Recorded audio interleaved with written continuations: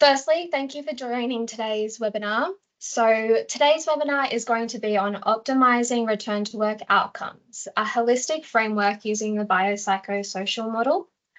My name is Charlotte O'Donovan, and I'm an exercise physiologist, team leader of early intervention programs, and senior rehab consultant here at Recovery Partners. Recovery Partners acknowledges the traditional owners of country throughout Australia and acknowledges their continuing connection to land, waters, and community. We pay our respects to the people, the cultures, the elders, past and present. So thanks for joining today. I'm super excited to be talking about this topic because not only is it highly relevant to the field of occupational rehabilitation, but it's also a very practical and impactful way to achieve positive return to work outcomes. So just quickly, before we dive into today, just a little bit of housekeeping. I would love for today to be interactive. So if you do feel comfortable turning on your cameras, I do encourage it. I also encourage you to utilize the chat function throughout the session today. The content will run for about 40 minutes, followed by a live Q&A session at the end. The session today, it will be recorded, and a copy of the recording along with the slides will be sent to you following the conclusion of the webinar. All right, so let's jump straight into it. So what is the biopsychosocial model? The biopsychosocial model was first conceptualized by George Engel in 1977, and he had this idea that to understand a person's medical condition, it's not simply the biological factors to consider, but also the psychological and social factors. Now, an individual adopts a biopsychosocial approach when he or she considers the biological, psychological, and social determinants of health during the assessment and treatment of an injured person.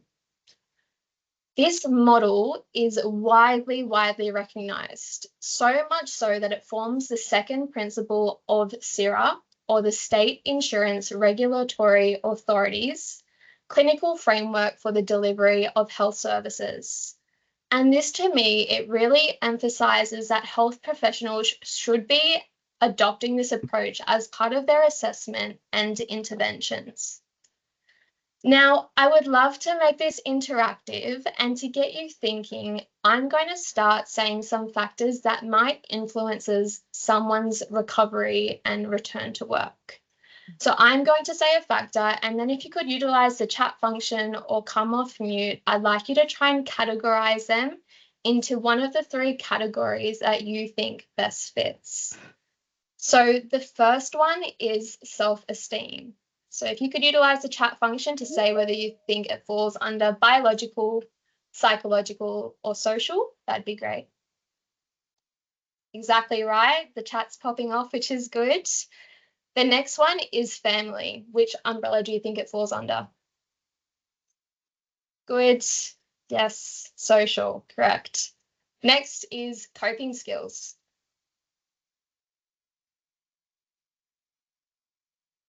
Psychological, yep, Jessica, that was right. Good job. Next is living arrangements. Yep, great. Social is correct, good. And lastly, injury complications. Yeah, Jessica, William, you're all getting it, which is great. So you get the idea, right? So with that being said, why is it important? So you might be thinking, why is it so important that we're implementing this approach when it comes to recovery and return to work? Well, it's in the evidence. So the evidence really speaks for itself here. It indicates that a biopsychosocial approach that considers biological, psychological, behavioural, social, and economic factors in a worker's recovery and injury management is effective in improving function, facilitating recovery, maximising independence, but it also minimises the risk of long-term activity limitation, participation restriction, or persistent pain.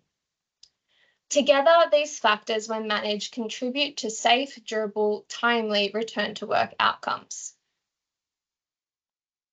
Okay, we're going to jump into a little exercise here. So I want you to think of someone that you know who has been injured. It could be a family member, a friend, it could be a colleague, it could even be yourself. Once you have that person in mind, I want you to then picture and imagine or think back to how that injury affected their daily life. Did they struggle with basic self-care? Could they shower? Could they dress themselves or cook themselves a meal? Were they able to do the things that they love? Could they do their hobbies, exercise, attend social events, or go to family activities?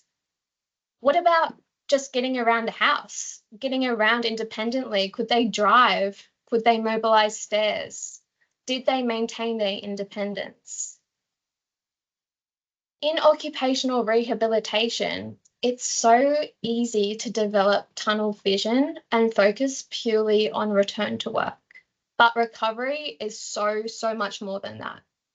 When we take a step back and look at the bigger picture, we can better support individuals in overcoming biopsychosocial barriers, leading not just to positive return to work outcomes, but also a return to quality of life. As we move through the next few slides, I really want you to keep that person you thought of in mind. Think of the challenges they endured and how the right support could have made a big difference. Okay. Next, I'd love to share this story with you. It's a video, and then we'll regroup afterwards. If someone could just do a thumbs up just to let me know the audio is working, that would be great. Just loading up. Everything changed. Sorry. I had to now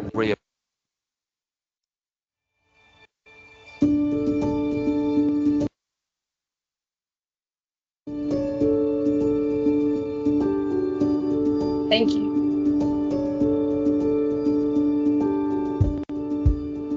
I'm Pete Kerwin and I'm a technical rescue instructor with Fire and Rescue New South Wales.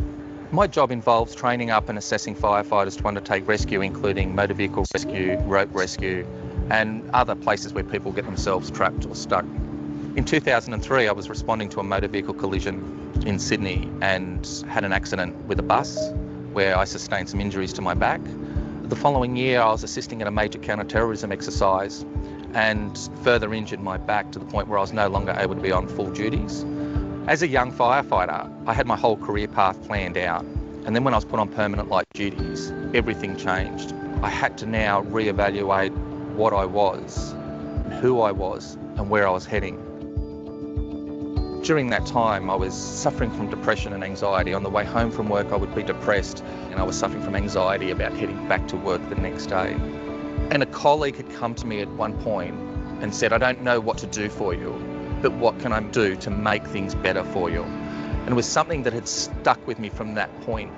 It's not about a big gesture, it's just about finding out what I needed at that point in time. So my Because of You person showed me empathy and made my life easier.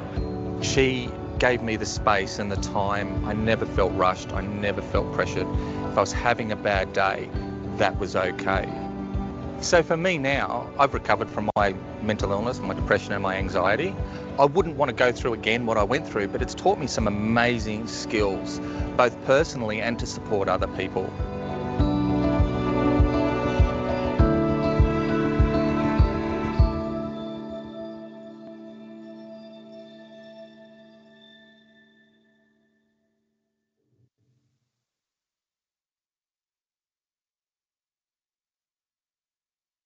So that video there for me, I think what really is so powerful and what stands out to me the most is the key takeaway message there, that you can be that because of you person. It's a great reminder of the profound impact a workplace injury can have on someone's life and the difference, you and I together, we can make a difference in their recovery journey.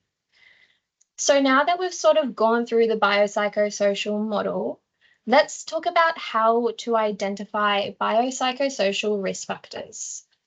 So the early identification of risk factors across the three domains is important during the assessment phase, as it informs and it guides treatment.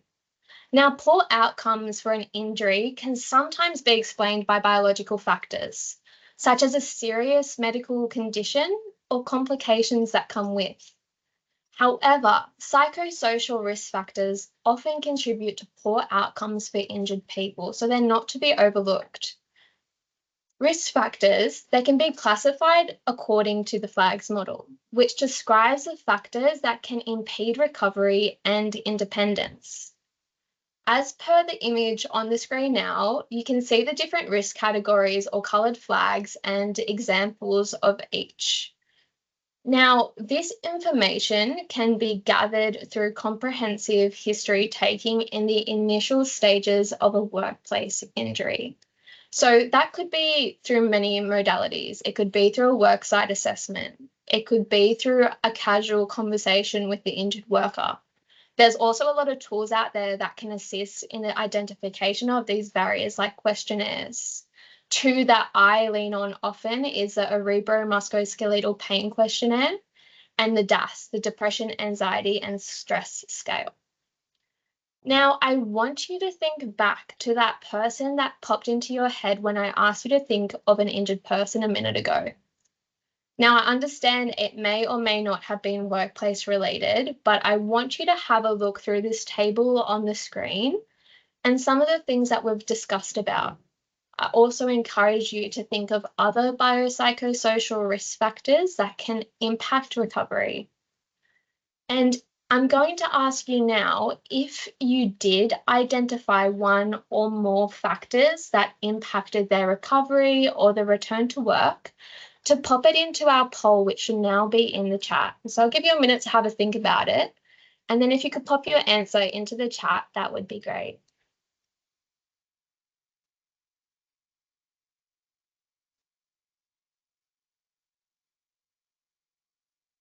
So we'll give it a minute or so, and then we'll review together.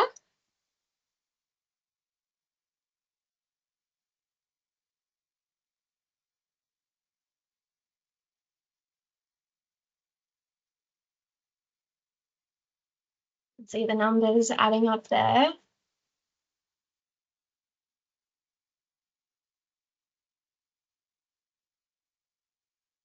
Okay, great. So at this point in time, we're at 100% yes and 0% no out of the 37 responses that we've had. And this is why it is so important that you take and we take a holistic approach when it comes to recovery and return to work.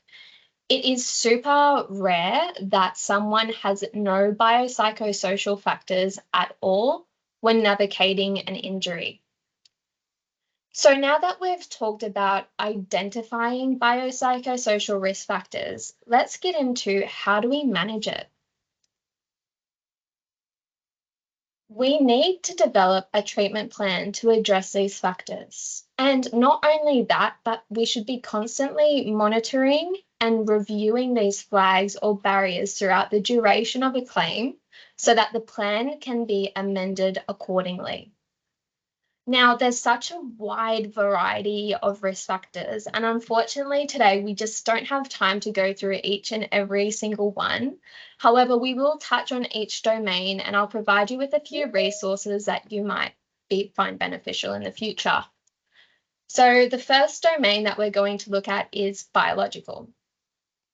So when we're talking about biological factors, we're referring to things like serious medical conditions, underlying pathology, and complications from injury. It could also relate to disability or genetic vulnerabilities. These factors can significantly impact a worker's recovery and ability to return to work. So how do we go about addressing them from a return to work perspective? Well, ensuring access to the right treatment is a crucial factor. Involving the right health professionals, such as doctors, specialists, allied health professionals, is pivotal in the recovery process. A graded return to work, ensuring the process is guided by medical advice, is also key. This means ensuring that the suitable duties identified align with the worker's restrictions on their certificate of capacity. Another thing I think is really important is to highlight the health benefits of work. So Sarah has noted that the longer that someone stays off work, the harder it becomes to return. So supporting early and sustainable return to work plans can improve both physical and mental well-being. Another great tool is assessments, and this can be extremely beneficial when it comes to supporting injured workers. Tools like activities of daily living or ADLs, workplace assessments, you have ergonomic assessments and functional capacity assessments can be so helpful when it comes to tailoring work duties and environments to meet individual needs.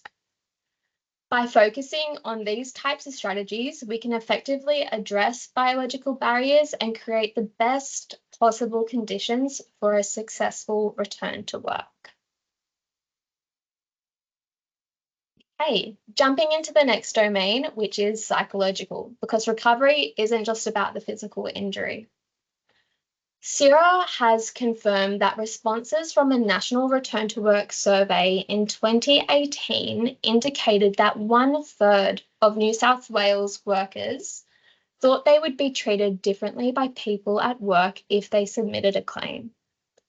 Nearly a quarter thought their supervisor would doubt their injury and/or that they would get fired. And 15% perceived that they were discouraged from making a claim.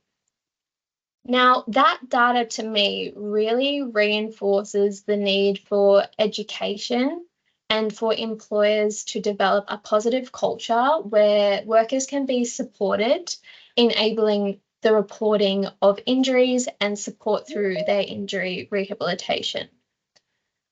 Now, the way that someone thinks and feels about their injury, about pain, about their return to work can significantly impact their progress. Many injured workers develop negative beliefs, such as feeling that they will never recover, or maybe they have a fear they'll re-injure themselves if they return to work. Others might take a passive approach, believing that they have little control over their recovery, or they may experience persistent pain and fear avoidant behaviours. Now, these types of things, they do create further barriers to returning to work. Effectively managing these complexities and challenges requires an approach grounded in empathy. Injured workers are often really vulnerable, so not only may they be dealing with pain, they might be riddled with uncertainty whilst trying to navigate the complexities of the workers' compensation scheme. Taking the time to really listen to someone, to validate their concerns and offer support can have such a profound impact on their confidence and their engagement in recovery. Education is also a massive factor in addressing psychological barriers. So providing access to resources, it may be that you have EAP as part of your company's program. It could be offering pain education tools. Scheduling regular check-ins can also help individuals regain a sense of confidence and control over their situation. For those who do have a psychological injury or secondary component to the claim, ensuring timely referrals to the right health professionals is very crucial. This might be to a psychologist, a psychiatrist, a pain specialist, depending on the circumstance, as everyone is different. But it's really important to make sure those referrals are generated in a timely manner to ensure a targeted support plan is in place. Now, there are so many different resources out there, and I openly welcome you to get into the chat and pop it through some ideas or resources that have worked well for you in the past. I'm going to share 3 of my own now, but yeah, please get into the chat and share things that have worked well for yourself. 3 that I'd like to share. The first one is Pain Trainer. So Pain Trainer is an interactive, evidence-based online program designed to help individuals develop effective pain management strategies. So this program is run through 8 structured online sessions, and they run for 45 minutes each that the worker can complete in their own time. It's self-paced, but it just brings an awareness about pain and some strategies of how they can manage it. The second one is the Navigator Support Group. So this service is provided by counsellors, and it is an independent service designed to support workers' mental health following a physical injury. And they do this by identifying and addressing biopsychosocial factors as they arise. The third one on the screen there is ARC, or the Active Recovery Clinic. And this is a specialised 12-week multidisciplinary treatment program made to ensure injured workers' recovery is on track. So with ARC, the worker would attend a review with a team of specialists, including a sports medicine physician, a psychologist, and physiotherapist every 4 weeks as part of the program. After screening for psychosocial barriers to recovery, workers are then empowered to complete a home-based exercise program customised for their circumstances. So like I said, you're welcome to pop any additional resources in the chat, but they're 3 that I've used and have had positive experience with in the past. And I might just run you through an example of when I may recommend or suggest one of these services to an insurer. So let's say that I do a worksite assessment for an injured worker. It's a physical injury. So when I do that initial assessment, I identify that this worker has fear avoidant behaviours. The first step for me is sort of to take a step back and look at what their current treatment plan is. So are they regularly seeing the doctor? Have they been referred to a physiotherapist? If they have been referred to a physiotherapist, I would reach out to that physio and have a discussion with them about the barrier that I've identified. I would then collaborate with the physio to discuss whether a pain education component is being included in their treatment sessions. That way, we're looking at the claim as a whole, making sure that we have something in place to address that barrier. As time goes on, let's say that this behaviour is becoming more and more evident, and it's now impeding the worker's ability to recover, engage in movement, and is leading to a lot of hesitation in regards to their return to work. That may be a good situation to recommend the Navigator Support Group so that a counsellor can then tailor and discuss with them ways to overcome that barrier. Obviously, being a rehab consultant, I would also be providing education and talking to them, guiding them through that process. So it is a bit of collaboration, but once we identify a barrier, we want to have a plan in place to make sure that it is being addressed. So by addressing psychological factors early and holistically, we can support injured workers in overcoming barriers, building resistance, and achieving sustainable return to work outcomes. Okay, moving on to the third domain, which is social factors. When we talk about social factors in the return to work process, we're referring to external influences that can impact a worker's recovery and ability to return to work. This could include workplace relationships, family and social support, cultural considerations, and financial pressures. According to CIRA, evidence suggests most workers report their work-related injury to their immediate supervisor, and that a positive response from a worker's supervisor is associated with a durable return to work. And that stat in itself to me is amazing, and it just shows the power that a positive response can have. But additional to that, half of all workers in New South Wales who needed support to navigate the claim process indicated the main source of support was their employer or colleagues. And this to me highlights the importance of fostering a positive workplace environment, encouraging open and honest communication. A graded return to work is also very important as it helps the injured worker stay connected with colleagues, workplace friends, but it also encourages the worker to do other things that they enjoy. Incorporating goals specific to these factors into someone's treatment plan can help drive motivation and reduce injury-related isolation. If for some reason suitable duties cannot be provided by an employer, we need to think of alternate options and see what their day-to-day looks like. Are they seeing anyone? Are they interacting with others? Do they have their independence? Work is such a crucial part of social life. So if suitable duties cannot be offered, then maybe something like a work trial could be considered. Great, thank you. Cultural beliefs and language differences can sometimes impact how an injured worker views recovery and work. Being mindful of these factors, using interpreters where needed, and considering culturally appropriate rehabilitation options can lead to better return to work outcomes. So, some practical ways to offer support: regular check-ins to maintain engagement and address concerns as they arise, arranging a translator for assessments or medical case conferences or big important conversations, encouraging involvement in work, family and social activities, and providing resources on local community groups or support networks. Again, I welcome you to pop into the chat any other experiences that you've had that have worked well in recommending and encouraging social engagement.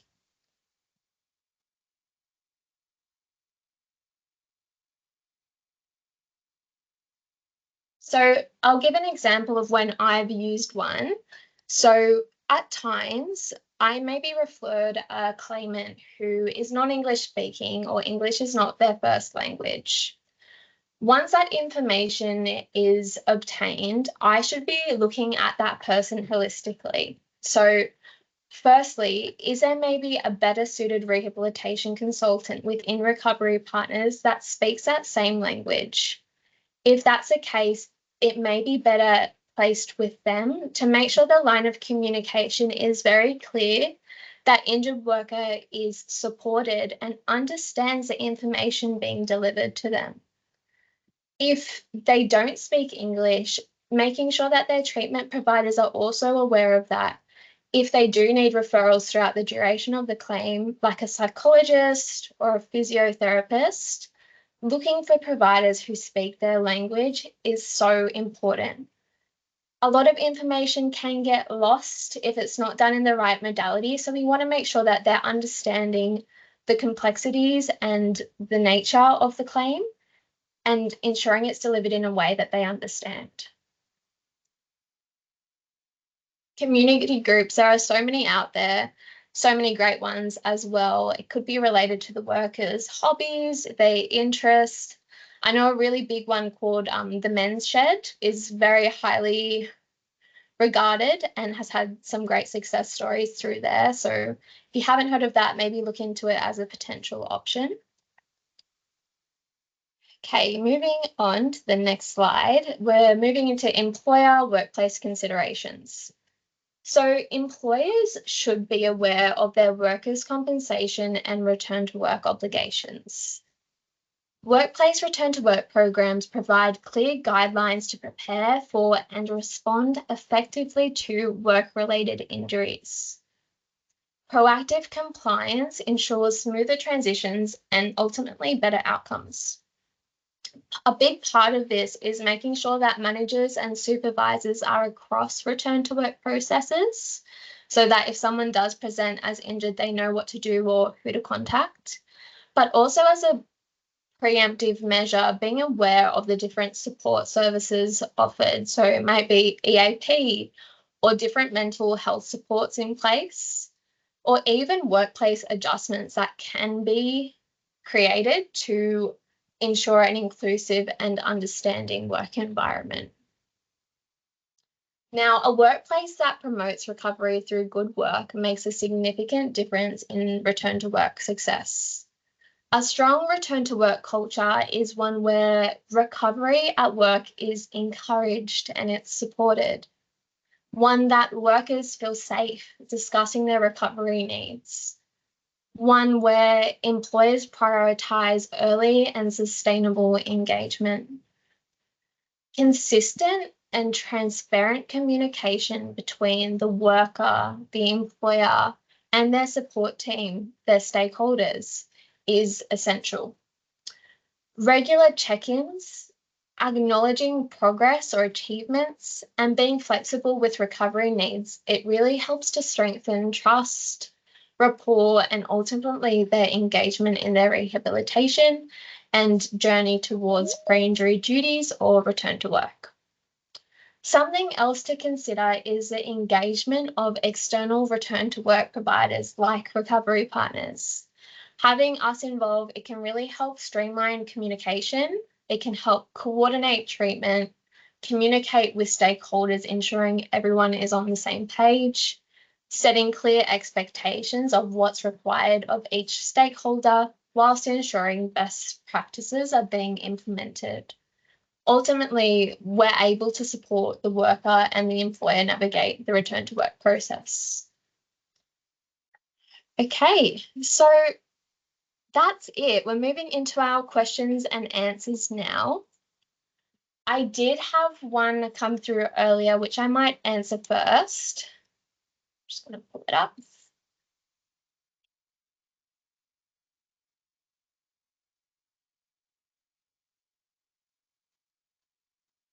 Okay, so the question was, what is a common biopsychosocial risk factor that you see when assisting injured workers in their recovery and their return to work? So that question is quite difficult. Obviously, as injured workers come through and claims are lodged, each person and their situation is so incredibly different. So going into it, I always try to stay open-minded. But I can say since starting at Recovery Partners 3 years ago to now, I've definitely seen an increase in psychological injuries or secondary psych components to physical claims. And I think with that, ensuring like it's being managed effectively, whether it's separate to the claim or secondary to, is pivotal. So understanding it, how it's related or if it's related at all, and then addressing it accordingly. Okay, Sarah has put a question into the chat. What is the most effective way for an injured worker to receive optimal support throughout a workers' compensation claim? Great question. So with that one, I think the best way for a worker to feel supported and get the most support whilst navigating a claim is through open and honest communication. Individuals can be very different. Some may not want to share information as openly as others. They may be quite private, which is completely fine.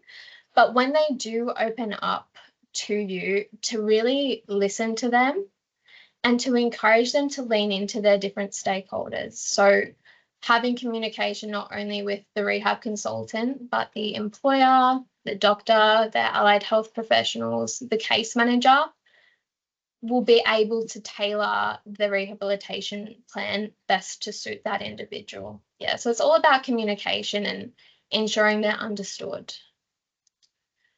Christine, hello, Charlotte. Will you be sending out the slides that you have shared today? Yes, so following the webinar today, a recording of the webinar along with the slides will be sent to you via a link via your email address. Kim Holland, my number one tip has been very effective in injury management is to build an empathetic, trusting relationship with the injured worker. This goes a long way to a successful return to work. Couldn't agree more with you there, Kim. I think coming from a place of empathy, really putting yourself in their shoes and being there for them builds a lot of rapport. And the more rapport you have, the better the relationship is and the better help we can provide. What is the most effective way for a worker to get meaningful, suitable duties when doctors don't understand the roles? Example, truck driving, forklift operator, etc. Yeah, so this can be really challenging. And if the worker is independently seeing a doctor by themselves, the doctor might complete the certificate of capacity to their best understanding of the role, which could be way off the physical requirements actually required to complete that pre-injury duty role. A way to overcome that is to either get the worker to have a description of their job role and the physical requirements to complete said role.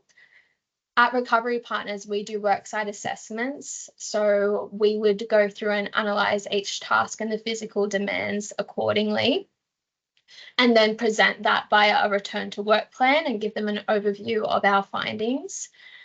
So if you do have a rehab consultant involved in the claim, having them attend the doctor's appointment with the worker, if they consent to it, can be really helpful in driving positive outcomes, because we can be there to explain the role and the physical demands required. Otherwise, if they're not consenting to that and, there's no real communication between yourself and the doctor, I would be preparing the information you would like to be translated across to the worker to give to the doctor during that appointment. Yeah, because sometimes they don't know, and there's so many job roles out there, it can be challenging to understand if they've never done it themselves or seen the job in action. So yeah, I get where you're coming from there, but that would be my advice. Hey, no worries, Sarah. Okay, do you have some resources you would recommend for linguistically diverse claimants? Any translated documents specific to the claim process? With that one, I actually don't have any off the top of my head, but I am so sure that there would be some out there. I'll actually be looking into that myself because I think it's such a great tool if it does exist. But at the moment, we will typically engage a consultant who speaks that same language or engage a translator via a website, and they can either call into key conversations or they can attend worksite assessments or case conferences, whatever it may be.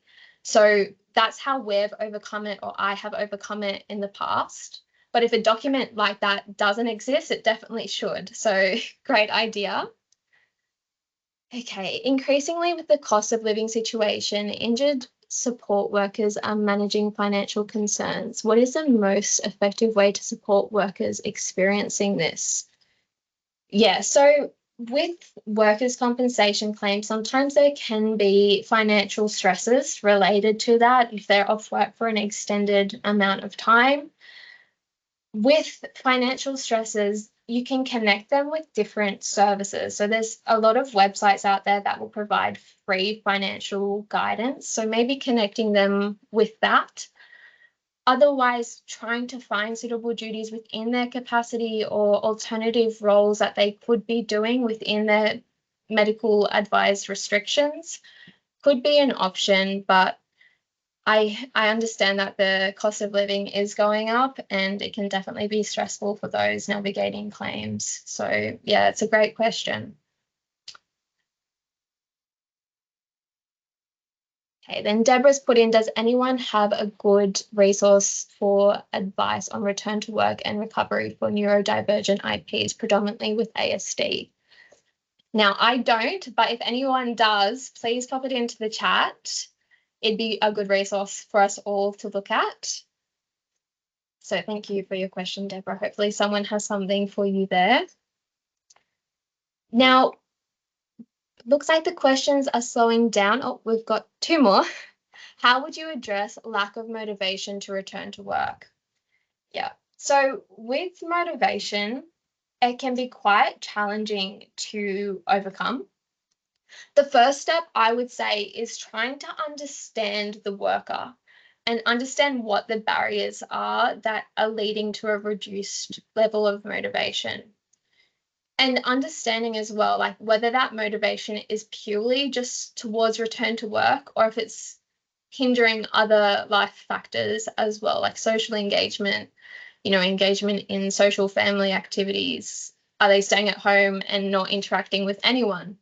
So having a conversation with them and being really open and honest in the process, again, coming from a place of empathy and validating their experience is really important in the way you approach that. But I would speak to them and say, hey, look, I've noticed that you've had a decline in work attendance, or you seem a little bit down. Is there anything that I can help with? And see if they open up to you that way. But trying to understand them is important. Maybe they are not enjoying that role anymore, so they could transition to new employer services. Maybe they're really struggling in all aspects of their life. Maybe they need a referral to a psychologist. Like, it's so variable, but it all starts with communication. So starting with a call and trying to set small goals to help them regain motivation and confidence to get back to work. Making sure the duties are fulfilling as well. That would be my tips. Yeah, great. Branger, that's a great resource. Deborah saying thank you. I'll speak with our EAP. Yeah, great idea. Would love to hear how that goes if anything comes back. Ah, Francis is in there as well. Perfect. Yeah, well, thank you, everybody. I've really enjoyed talking to you about this topic today.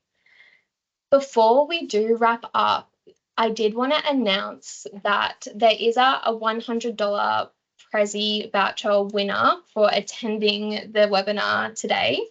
So I'd like to say congratulations to Lydia from Higher Up. You are the winner of the voucher. So our marketing team will be in touch with you and they will send that over to you. But a big thank you to everyone for joining today's webinar. I hope that you found it valuable. And if you did have any follow-up questions, please don't hesitate to reach out. But enjoy the rest of your day and your week and take care. Thanks, everyone.